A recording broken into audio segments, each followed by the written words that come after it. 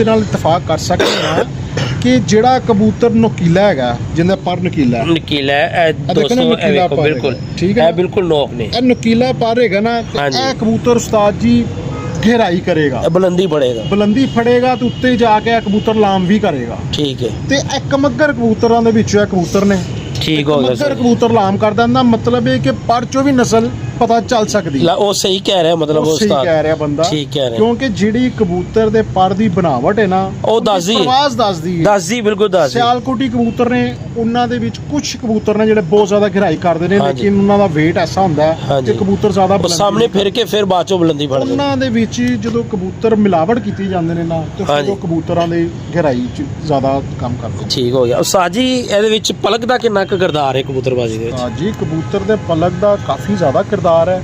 ਜਿੰਨੀ ਬਾਰੀਕ ਪਲਕ ਹੋਏਗੀ ਉਨਾ ਕਬੂਤਰ ਜ਼ਿਆਦਾ ਗਹਿਰਾਈ ਕਰੇਗਾ।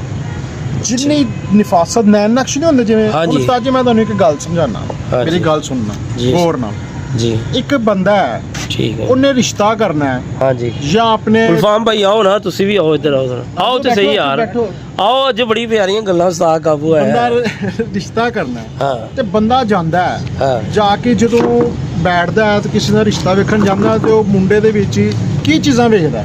ਉਹਦੇ ਹੱਡ ਪੈਰ, ਨੈਣ ਨਕਸ਼, ਬੈਠਣੀ ਉੱਠਣੀ, ਉਹਦੇ ਗੱਲ ਕਰਨ ਦਾ ਤਰੀਕਾ, ਉਹਦੇ ਉੱਠਣ ਦਾ ਬੈਠਣਾ, ਹਾਂਜੀ ਬਾਰਾਤ ਨਹੀਂ ਹੈਗਾ, ਇਹ ਪੁਆਇੰਟਸ ਨੇ, ਹਾਂਜੀ ਪੁਆਇੰਟਸ ਨੇ, ਇਹੀ ਪੁਆਇੰਟ ਦੇਖੇ ਜਾਂਦੇ ਨੇ ਕਿ ਯਾਰ ਕੱਦ ਕਾਠ ਅੱਛਾ ਹੋਣਾ ਚਾਹੀਦਾ, ਹਾਂਜੀ, ਅਵਾਰਾ ਨਹੀਂ ਹੋਣਾ ਚਾਹੀਦਾ, ਗੈਦਰਿੰਗ ਅੱਛੀ ਹੋਣੀ ਚਾਹੀਦੀ ਹੈ, ਕੰਮ ਕਰਨਾ ਚਾਹੀਦਾ, ਤੇ ਕਰਤੂਤ ਮੈਦਾਨ ਦੇ ਵਿੱਚ ਮੇਨ ਚੀਜ਼ ਜਦੋਂ ਬੰਦਾ ਸਾਰੀਆਂ ਗੱਲਾਂ ਨੂੰ ਮੱਦੇਨਜ਼ਰ ਰੱਖ ਕੇ ਸੋਚਦਾ ਨਾ, ਜਦੋਂ ਲਾਸਟ ਜਿਹੜਾ ਪੁਆਇੰਟ ਹੁੰਦਾ ਉਹ ਮੈਦਾਨ ਅਸਲ, ਉਹ ਮੈਦਾਨ ਹੈ, ਮੈਦਾਨ, ਹਾਂ, ਜਦੋਂ ਮੈਦਾਨ 'ਚ ਆ ਜਾਵੇ ਫਿਰ ਪਤਾ ਲੱਗਦਾ ਉਹ ਨਸਲ ਹੈ। ਸਹੀ ਗੱਲ ਹੈ। ਉਹ ਜਦੋਂ ਬੰਦਾ ਵੇਖਦਾ ਨਾ ਕਿ ਯਾਰ ਇਹ ਘੱਟ ਕਮਾ ਲਵੇ, ਇਹ ਖਾਚਾ ਨਾ ਮਾਰੇ, ਲੜਾਈ ਝਗੜਾ ਨਾ ਕਰੇ, ਇੱਜ਼ਤ ਦੀ ਰੋਟੀ ਖਵਾ ਦੇ, ਪਰ ਨਸਲੀ ਹੋਵੇ, ਟਾਈਮ ਸਿਰ ਜਾਵੇ ਤੇ ਟਾਈਮ ਸਿਰ ਆਵੇ।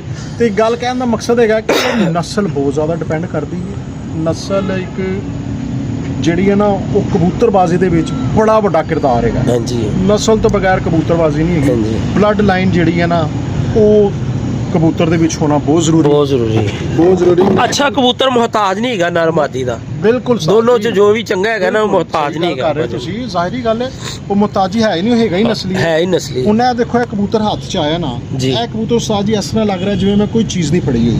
ਹਾਂਜੀ, ਇੰਨਾ ਲਾਈਟ weight ਹੈਗਾ ਕਬੂਤਰ, ਹਾਂਜੀ, ਇੰਨਾ ਇਹਦੇ ਵਿੱਚ ਲਾਈਟ, ਔਰ ਇਹ ਨਾਪੇ ਤੋਲੇ ਗੁਲਫਾਮ ਭਾਈ ਦੇ ਕਬੂਤਰ ਨੇ। ਹੁਣ ਦੇਖੋ ਉਸਤਾਦ ਜੀ, ਇਹ ਕਬੂਤਰ ਹੈ, ਹਾਂਜੀ, ਇਸ ਕਬੂਤਰ ਨੂੰ ਘਰ ਬਿਠਾਣਾ ਮੁਸ਼ਕਲ ਹੈ। ਅੱਛਾ ਜੀ, ਗੁਲਫਾਮ ਭਾਈ ਤੁਸੀਂ ਕੀ ਕਹਿੰਦੇ ਹੋ? ਕਬੂਤਰ ਤੁਹਾਡਾ, ਤੁਸੀਂ ਦੱਸਣਾ ਕੀ ਕਹਿੰਦੇ ਹੋ?